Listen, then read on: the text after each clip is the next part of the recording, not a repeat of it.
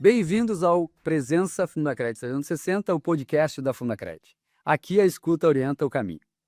A cada episódio a gente traz conversas reais com quem está vivendo de verdade a educação, para transformar escuta em decisão e decisão em futuro. A Fundacred é uma fundação sem fins lucrativos, independente, com presença nacional e capacidade de agir localmente, pessoa a pessoa. E desde a origem, a nossa forma de construir soluções sempre foi essa: escutar com seriedade e profundidade para construir soluções sustentáveis. O movimento Fundacred 360 é o jeito de tornar essa escuta contínua e aberta. E este podcast é parte disso. Uma escuta generativa que amplia conexões e ajuda a construir, em rede, caminhos mais prósperos. Eu sou Nívio Lewis Delgado, estou presidente da Fundacred, servindo neste episódio de âncora para receber Romário Davel. Puxa, que bela apresentação, Nívio. Eu fico muito honrado, muito feliz, né, de estar aqui com vocês, né, para esse Presença 360. Acho que é o primeiro do ano, né? É o primeiro do ano. É o primeiro do ano, abrindo bem essa temporada, né? E espero, né, cumprir todas as expectativas aqui nesse nosso bate-papo, aproveitar toda dessa nossa experiência, né? Tivemos aí ao longo dos 22 anos de caminhada com instituições de ensino, e é um prazer estar aqui com vocês, né? E, Romário, antes da gente entrar nos dados que a gente vai apresentar aqui, provavelmente dito, eu acho importante a gente contextualizar quem está nos escutando. A nossa conversa tem como pano de fundo uma pesquisa ampla e profunda, realizada pela Fundacred e produzida pela Atman Educar. Você é fundador, uma parceira da Fundacred, de tantas instituições e fornecedores de soluções e serviços no Brasil. E essa pesquisa teve por objetivo olhar o acesso, a permanência, a desigualdade na educação brasileira. Conta pra gente, Romário, como surgiu a ideia de fazer essa pesquisa e nesse nível de abrangência e profundidade? Essa pesquisa, eu digo que ela tem sido um marco, né, no segmento na profundidade com que nós estamos entendendo o consumidor de ensino superior e também do ensino médio, né? Então, ela surge de um bate-papo nosso, né, onde estava relatando assim, onde você mais aprendeu sobre mercado educacional e de onde vem inspiração para o processo de consultoria e de processo de tomada de decisão. Eu sempre relatei, as pesquisas primárias são fundamentais, ouvir o nosso consumidor. Isso aí. Né, ouvir o estudante, né, e isso a Atman já faz desde o seu nascimento. E desde que eu comecei a atuar na área de consultoria, na área de gestão de universidades, nós sempre tivemos essa escuta.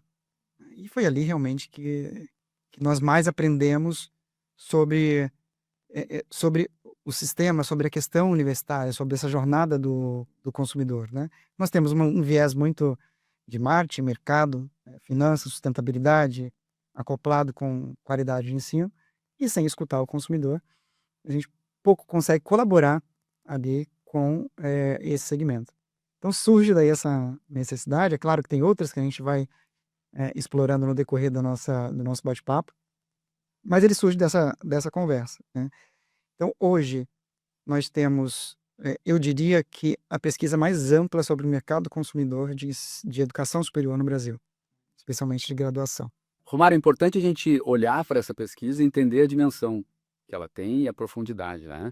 Conta pra gente quantas pessoas foram ouvidas, quais regiões do país estão representadas e por que foi importante a gente olhar para o Brasil como um todo e não apenas recortes isolados. Para começar, assim, dentro da Atman nós já temos uma base de informações que a gente consegue fazer a comparação histórica de como funciona o segmento. Mas nunca nós tivemos a oportunidade de ter uma fotografia naquele momento, né, entendendo todo o cenário nacional de educação superior. Nós conversamos com aproximadamente 25 mil estudantes em 2025, no segundo semestre de 2025.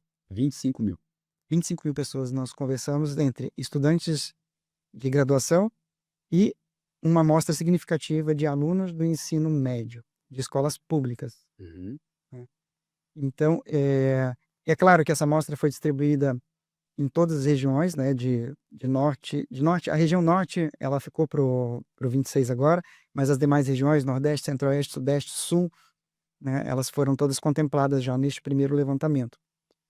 Nós temos ainda a expectativa de 2026 continuar com o levantamento, né, então provavelmente ali mais entre 10 e 15 mil entrevistas, e a ideia é que esse levantamento, em parceria com a Fundacred, ela continue, se perpetue, né, para que a gente sabe que pesquisa é perecível, né? O mercado vai mudando e a gente precisa ir atualizando.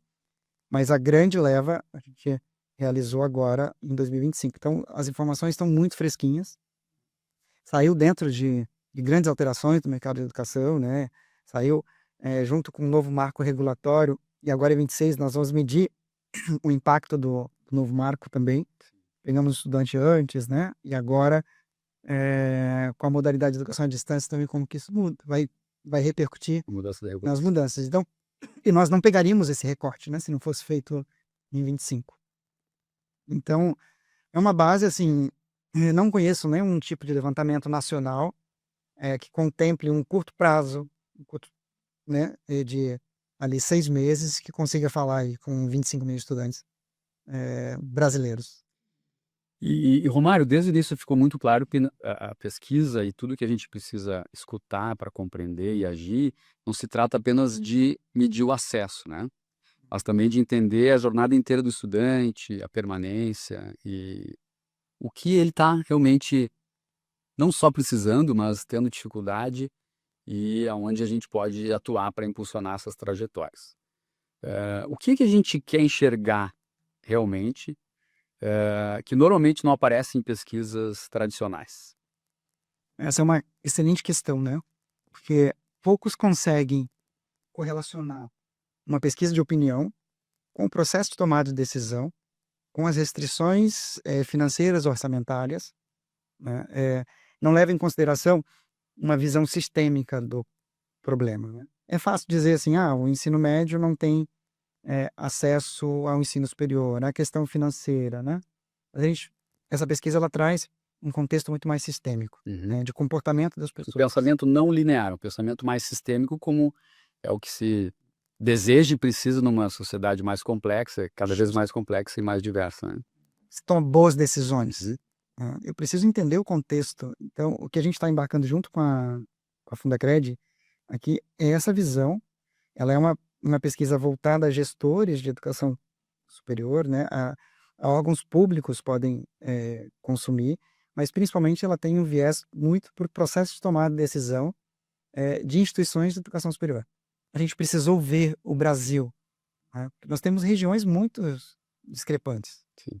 Né? Então, Desiguais mesmo por natureza, pela sua individualidade, pela individualidade das famílias, territórios, indivíduos, né? muitas questões a gente acabou descobrindo que é comum no processo do consumo de serviços educacionais, e outros nós começamos a identificar, olha, aqui é muito diferente, né?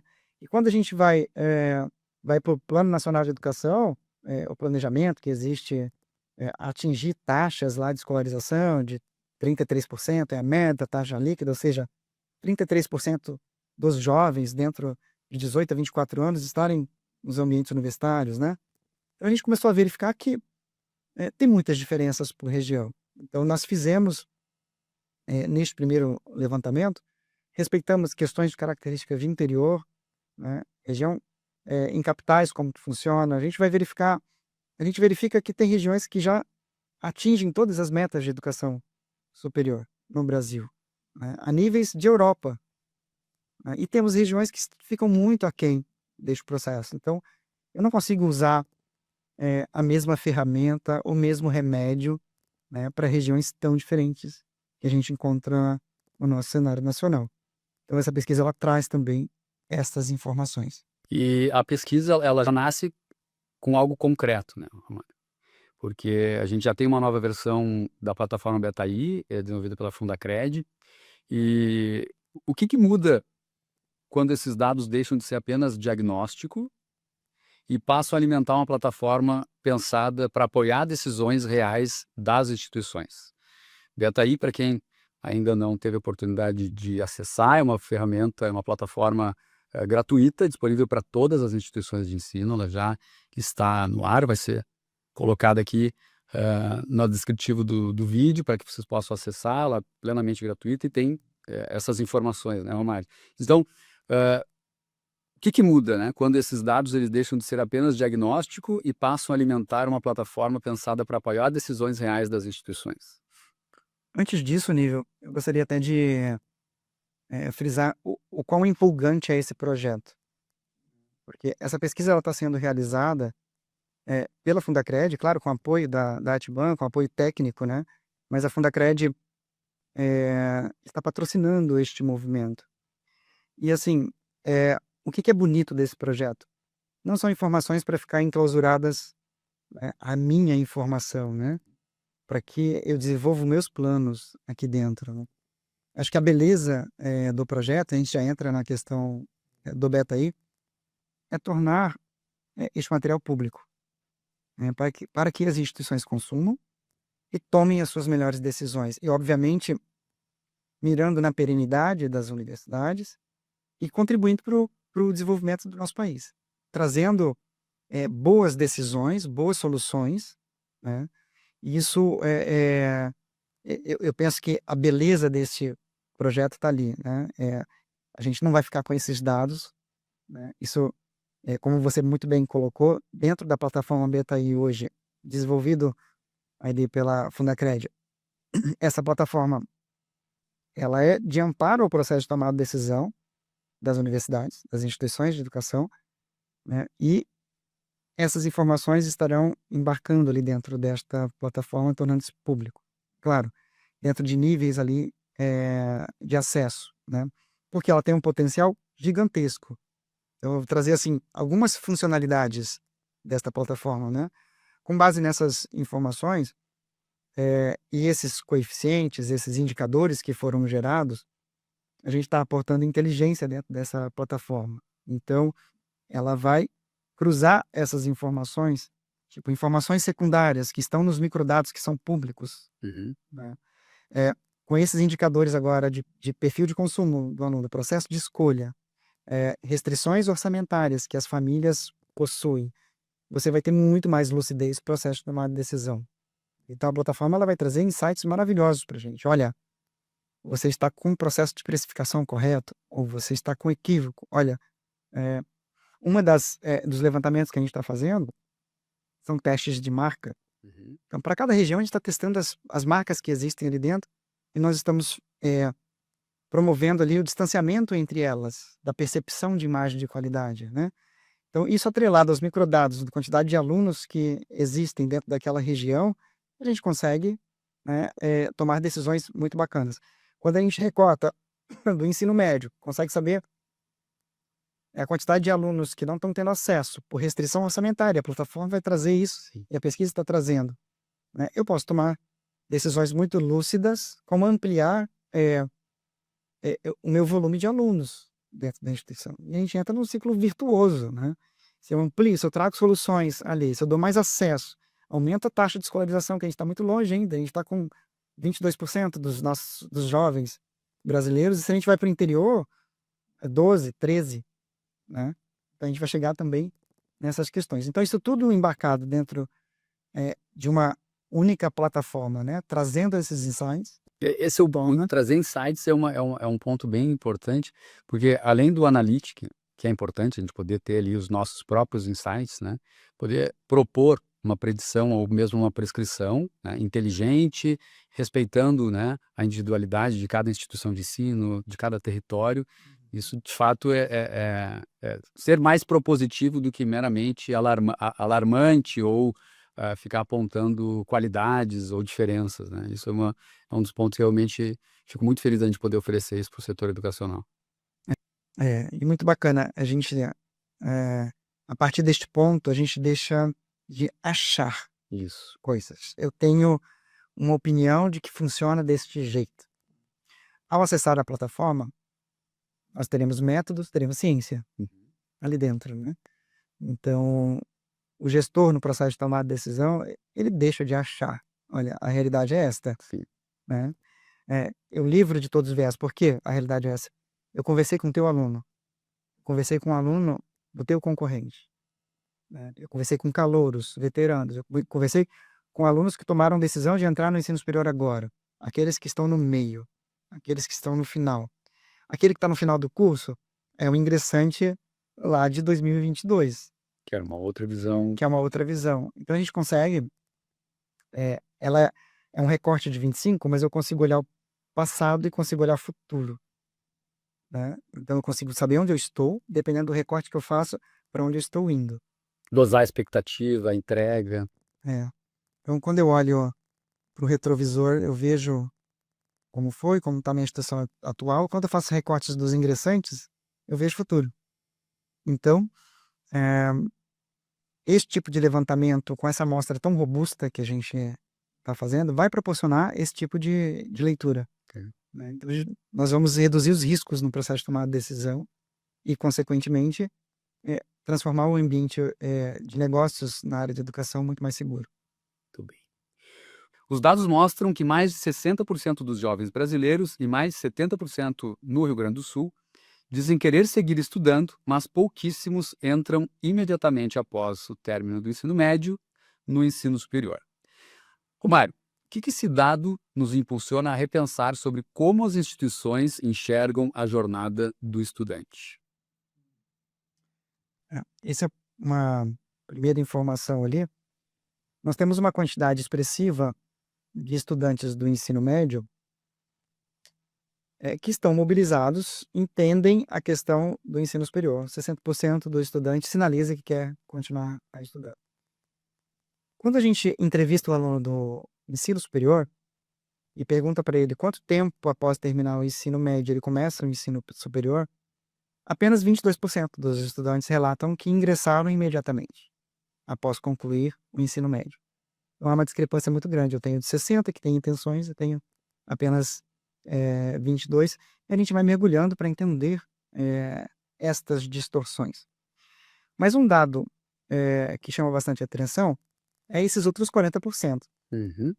que sequer passa no radar, né?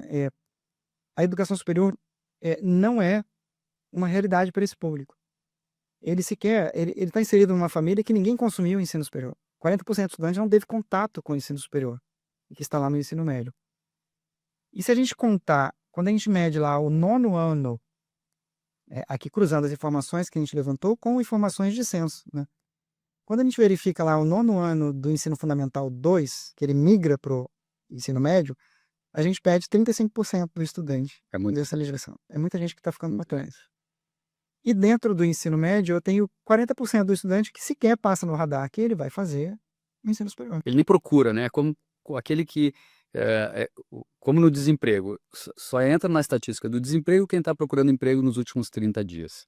Aqueles que não estão procurando, eles estão numa classe de desalentados, né? É quase como se a gente estivesse falando dos desalentados educacionais que ainda não olham a educação formal no ensino superior como um espaço seguro de construção, de autoria da sua própria vida. Não é uma coisa que está acessível à minha pessoa, né? Então, e desses ali, o que a gente descobriu do fluxo desses estudantes? Isso muda de região e de interior para capital também. Então, esse estudante, dependendo da região, ele fica parado 1 ano, 2. Rio Grande do Sul. Uhum. Rio Grande do Sul é um bom exemplo. Apenas 11% dos alunos entram imediatamente após concluir o ensino médio. E no Brasil, 22%. Só que no Rio Grande do Sul, eu tenho uma concentração muito grande de alunos de 1 a 2 anos após concluir o ensino médio. É ali que eu tenho um volume muito grande de estudantes. E de 5 anos após a conclusão do ensino médio, o aluno do ensino superior, a taxa no Rio Grande do Sul é pequena, né? E a gente começa a entender o comportamento desse consumidor. Ele sai do ensino médio, da escola pública. E a gente está batendo muito escola pública porque, gente, o nosso estudante universitário, ele vem de escola pública. Sim. Né? Ele não está vindo. A gente levantou isso, né? Que tipo de escola você concluiu do aluno que hoje está estudando? Mesmo as instituições premium, eu vou colocar assim, instituições de ticket muito maior, né? PUC Rio Grande do Sul, Mackenzie São Paulo, as PUCs, né? Que normalmente são universidades de um renome, prestígio, tradição um pouco mais elevado e, consequentemente, preços maiores. Mesmo essas instituições, elas dependem 40% do volume de alunos dessas instituições são oriundas de escolas públicas, né? As demais, tem instituição que chega a 80% do aluno vindo de escola pública. E quando eu vou para o interior, esse indicador é muito maior, ele passa de 70% dos estudantes vêm de escolas públicas. Então, o segmento de ensino superior hoje depende de egressos do sistema público de ensino médio. E quando a gente vai ver o relacionamento que é feito das escolas, está muito voltado ao setor de escolas privadas, né? Sim. E não faz o trabalho com a escola pública. E ainda nós verificamos que existe uma oportunidade muito grande, porque 40% do estudante de ensino médio sequer pensa no ensino superior.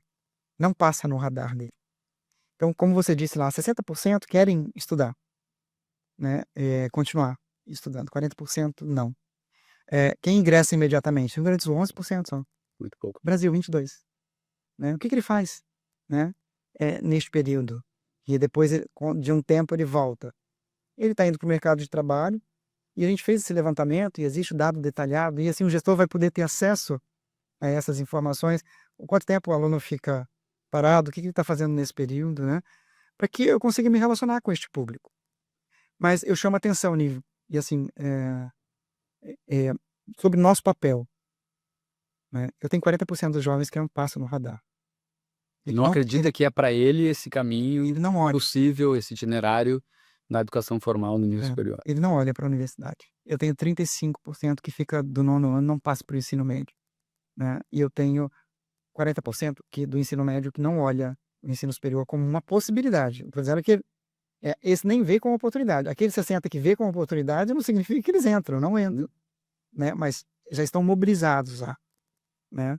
Então, que tipo de relacionamento a gente promove com o sistema de ensino médio para ajudar a mudar essa realidade, né? Que os nossos jovens não estão pensando em seguir.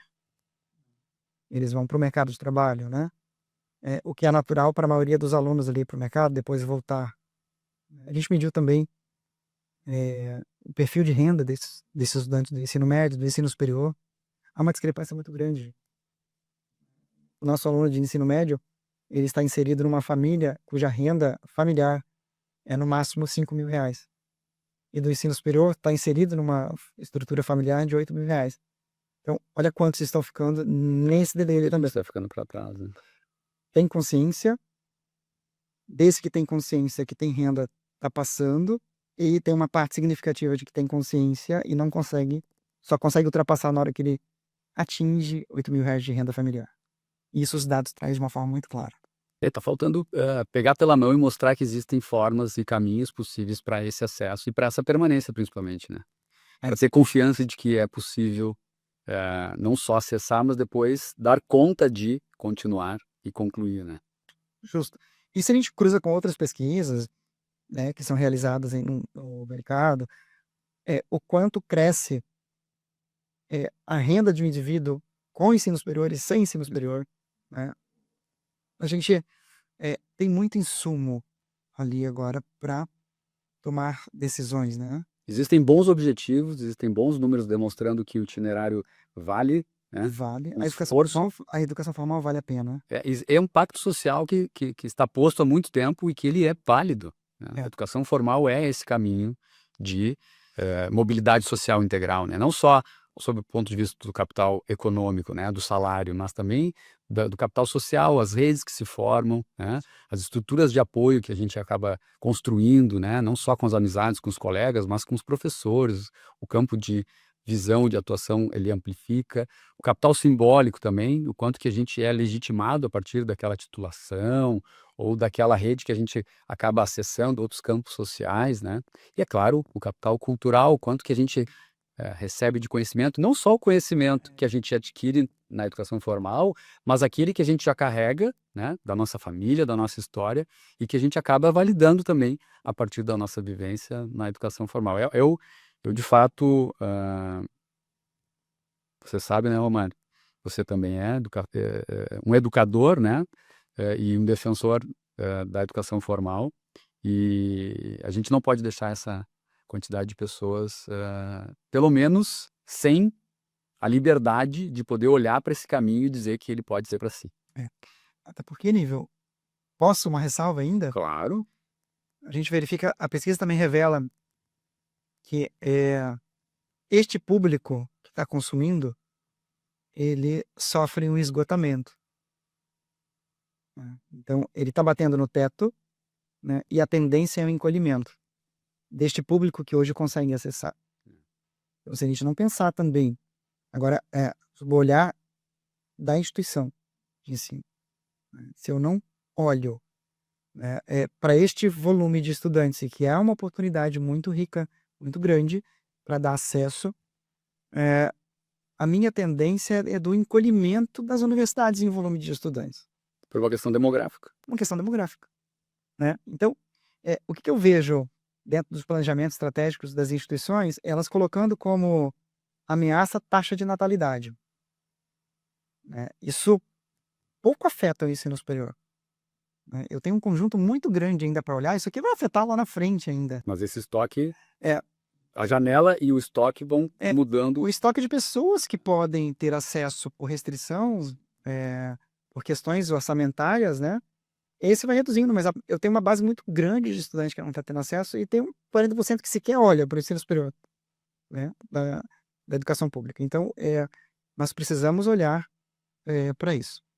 Então, não só com o compromisso de desenvolvimento, compromisso que a gente tem com o nosso país, mas também o compromisso que nós temos com os nossos empreendimentos, as nossas universidades, né? Então, ele passa por ali, né? Não olhar para isso é a gente não olhar para o futuro dos empreendimentos educacionais também.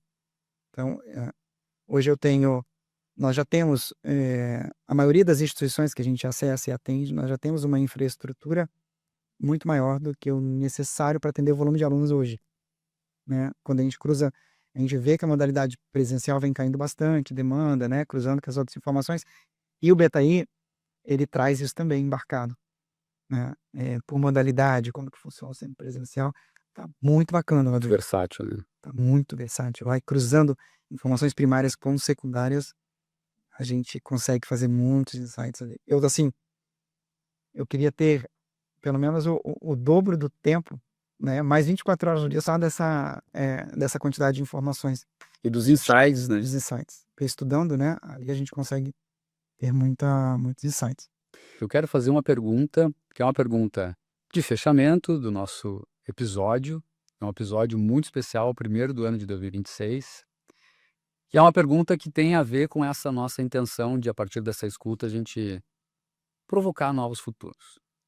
Romar, que caminhos você enxerga como possíveis ou mais possíveis hoje para transformar o acesso à educação em trajetória sustentada? Nós vimos conversando no decorrer desse nosso podcast, né?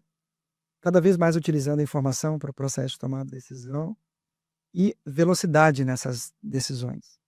A gente vê hoje que o mais veloz tem conseguido mais resultados. Então, nós temos uma nova janela de oportunidade que está trazendo via marco regulatório, via novos cursos sendo autorizados. A modalidade semipresencial, ela já nasce com 1/3 dos alunos matriculados nessa modalidade. Então, na hora que a gente faz a quebra desses estudantes que não podem mais ser ofertados na modalidade EAD, já é uma modalidade que nasce com um pouco mais de 30% do volume de estudantes. Que não sejamos um entrante tardio, novamente, nessa frente que se abre. É um outro paradigma de como fazer educação. Eu vejo que muitas instituições estão congeladas nesse momento, e isso é perigoso, né? Precisamos, então, ter velocidade e coragem no processo de tomada de decisão. E para que isso traga segurança, amparando a informação, amparando esse processo de decisão, dentro de dados e informações, com reflexões, em que possa nos dar ritmo neste processo.